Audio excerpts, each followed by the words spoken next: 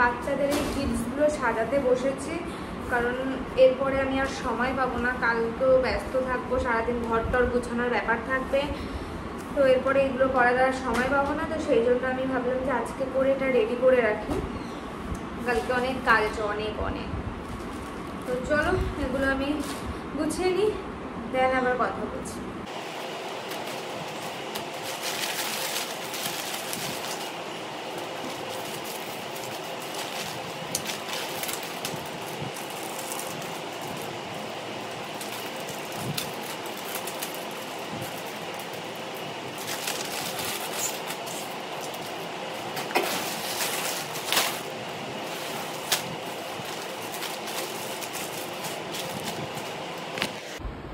তো এই হলো বাচ্চাদের গিফটস।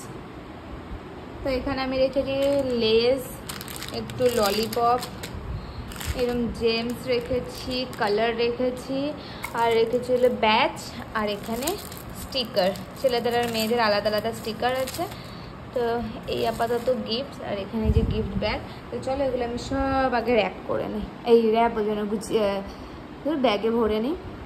আর তোমাদের সাথে আবার এটা দেখাতে ভুলে গেছিলাম, এই স্টিকারগুলো আমার ব্যাগে ছিল অ্যাকচুয়ালি।